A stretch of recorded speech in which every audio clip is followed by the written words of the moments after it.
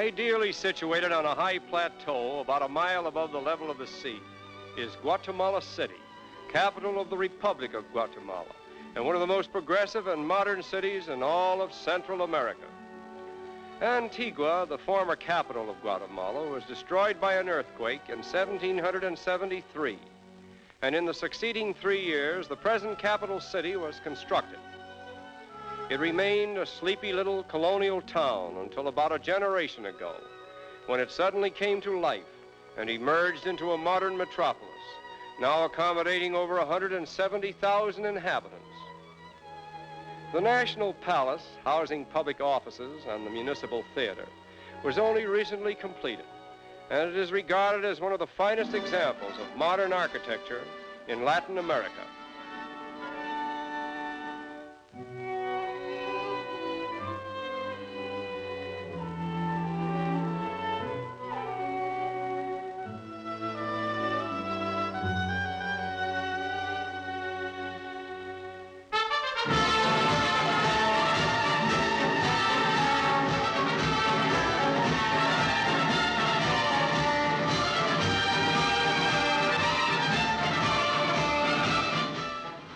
At the time of our visit, this architectural masterpiece was being dedicated with much formality, and among the honored guests were diplomats and celebrities representing practically every country in the world. Incidentally, there is a law in Guatemala enacted in 1931, which compels every man holding public office to give an inventory of his personal assets, and at the end of his term, he is expected to have the same inventory, plus his legitimate earnings. Anything over that is confiscated by the state. In the metropolitan district, we find an orderly control of traffic, as well as a modern array of stores and theaters that are on a par with the best in the world. And here again, in modern air-cooled theaters, the universality of motion pictures presents itself in the form of entertainment, news, and travel, bringing, as it were, the world itself to the people of Guatemala. Verily, we are proud of the cause we serve. Most of the hotels in the city are modern and comfortable, specializing in unusually good cuisine and excellent service. Admirable examples of colonial ecclesiastical architecture may be seen in the churches of Guatemala City, many of which are as old as the city itself. Although the Catholic Church is preeminent throughout the Republic of Guatemala, the Constitution provides freedom of worship to all religions.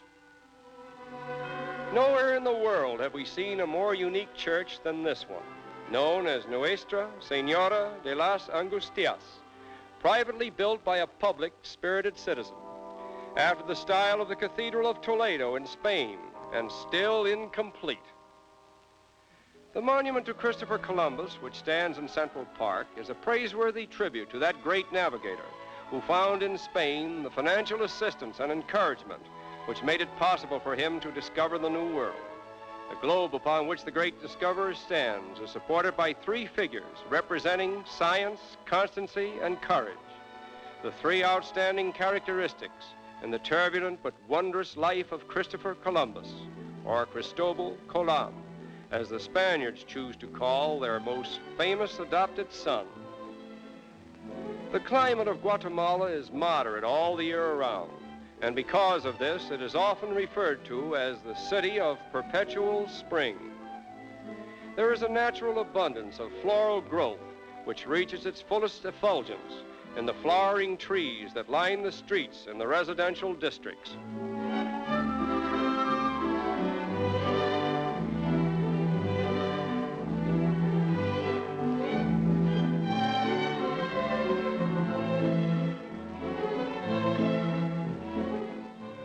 Here may be seen private homes and gardens that are comparable with the best in any country.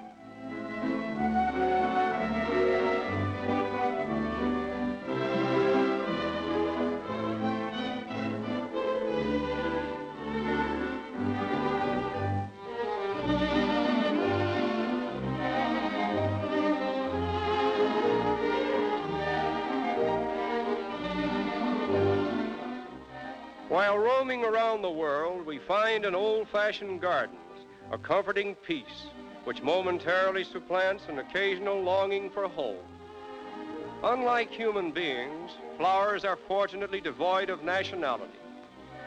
They are the product of climate, and wherever they grow, in any land, their beauty never fails to inspire us.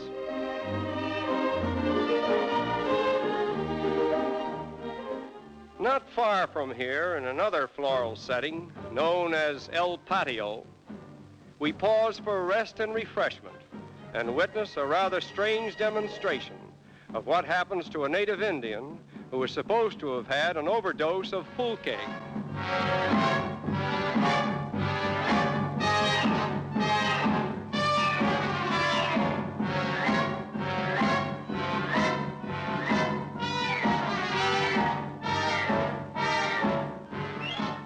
So much for the pulque dance.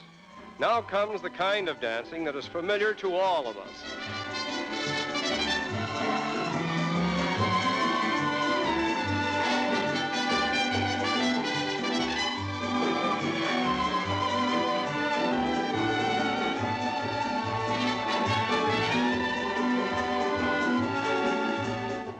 In the suburbs of Guatemala, we visit the country club, where one may enjoy horseback riding, tennis, golf, swimming, and other diversions that have become, or are destined to become, the common heritage of humanity the world over.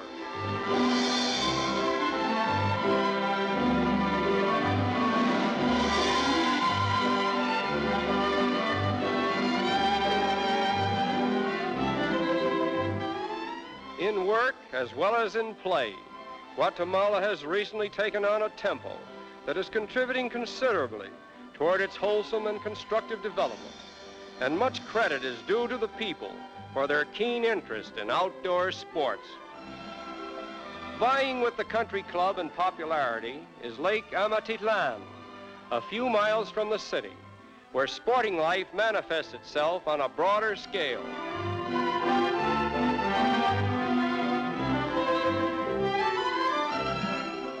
And so we have seen something of modern Guatemala City with its colorful settings. And our concluding thought about it all is that here is life in abundance and a people who seem to know how to enjoy it.